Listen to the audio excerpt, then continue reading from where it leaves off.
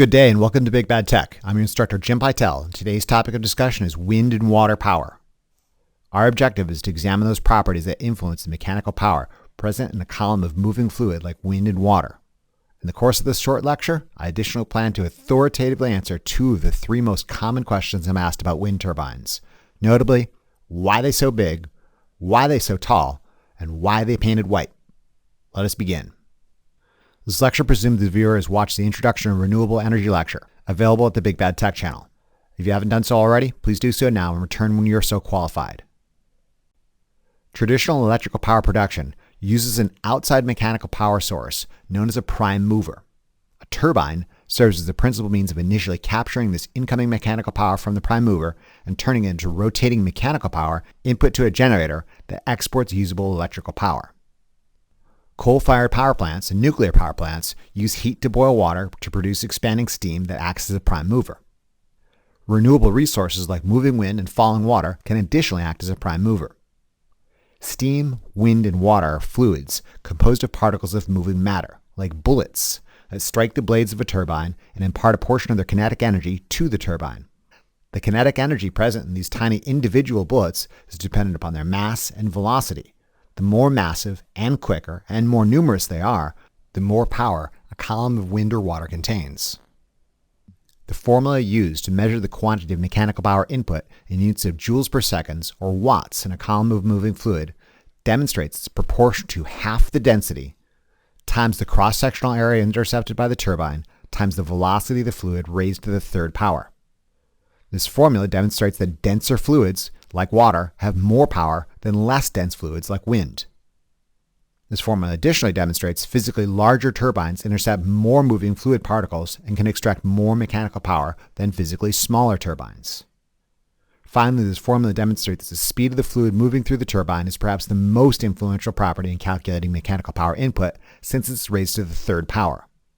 This means any small increase in speed significantly increases the amount of power present in the column of fluid. Let's try a couple of illustrated examples of this formula to illustrate how different operating conditions influence power input. Along the way, we'll discuss wind turbine power curves, efficiency, and pitch control. Consider a rated 1.5 megawatt wind turbine with a 77-meter diameter rotor operated at three different speeds: a gentle breeze of 3.5 meters per second, a strong breeze of 12 meters per second, and storm conditions at 25 meters per second. Let's say the air density for each of these three scenarios is a constant 1.204 kilograms per meter cubed.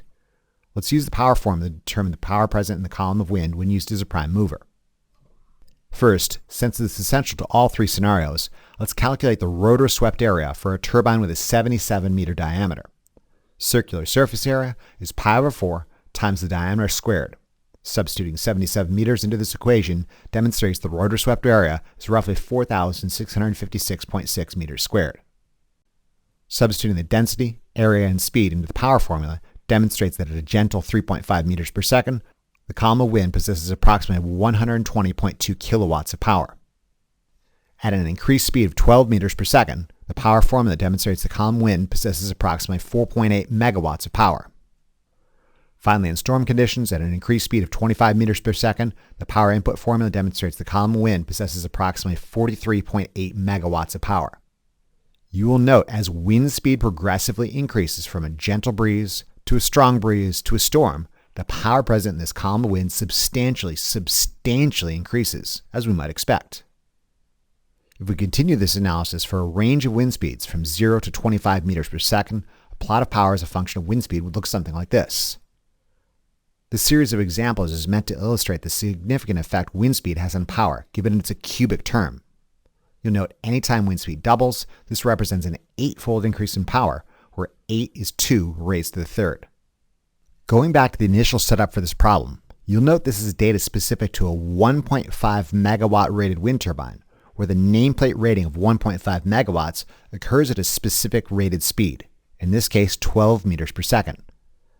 As we demonstrated at 12 meters per second, the wind presents an input of roughly 4.8 megawatts.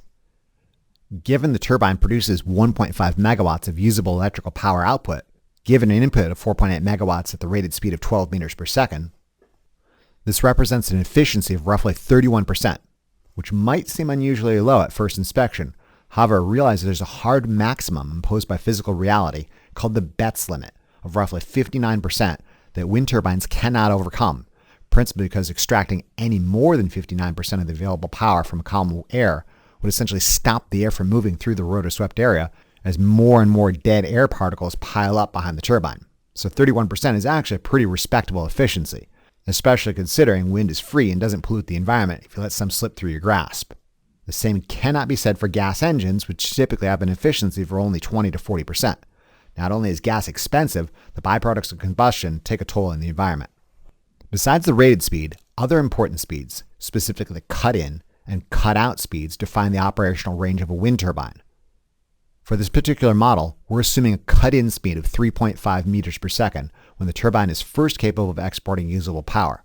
Anything below 3.5 milliseconds, it's not worth its time and it just sits there with a dumb look on its face, waiting for something interesting to happen. Assuming a constant 31% efficiency for the range from 3.5 meters per second to 12 meters per second, which is not entirely accurate, but suitable for our purposes, at 3.5 meters per second, the turbine consumes roughly 120.2 kilowatts of incoming wind power and outputs roughly 31% of this, or 37.2 kilowatts of usable electrical power. A graph of power output as wind speed increases from the cut-in speed of 3.5 meters per second to the rated speed of 12 meters per second shows that the usable power output increases substantially given the cubic velocity term up to the rated power of 1.5 megawatts.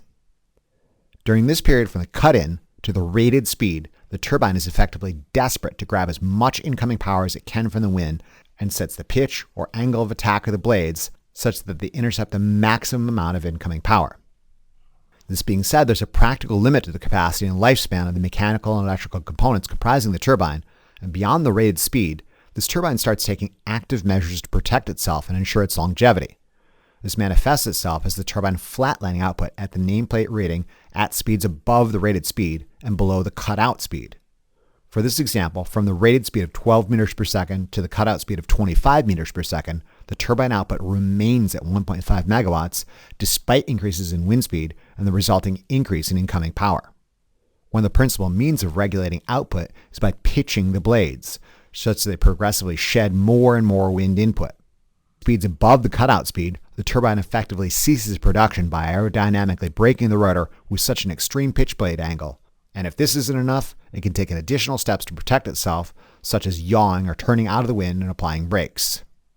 Beyond the typical survival speed of around 60 meters per second, it's anybody's guess whether a turbine crumbles, falls, folds, or just straight up flies away. For this particular example, 77-meter 1.5 megawatt wind turbine, we're presuming an operational range from 3.5 meters per second to 25 meters per second, with a rated speed occurring at 12 meters per second. This is a wind turbine power curve and featured prominently in all the sales and technical documentation for every wind turbine ever sold. Pretty much all wind turbine power curves look like this, so you should probably familiarize yourself to its shape and the reasons it takes this recognizable form. You'll note the characteristic steep ramp up from the cut-in to the knee at the rated speed, and the flat line from the rated to the cutout speed, at which output drops off. From the cut-in to the rated speed, the blades are pitched such that they gather as much wind as possible.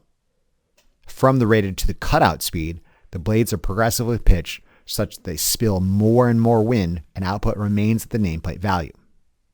One particular turbine model might have an earlier or later cut-in or cut-out speed, and the rated speed might be slightly shifted left or right depending upon the design, but most power curves look like this.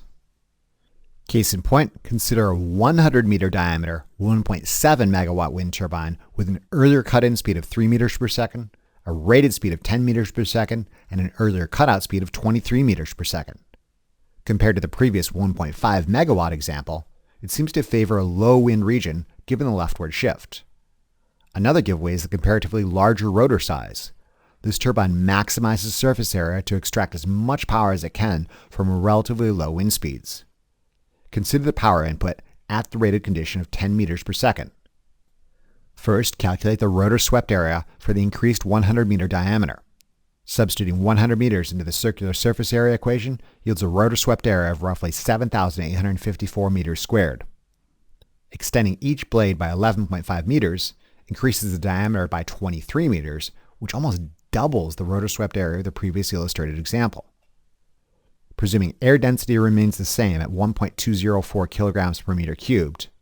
Substituting this density, larger surface area, and new rated speed into the power formula yields an input of roughly 4.7 megawatts.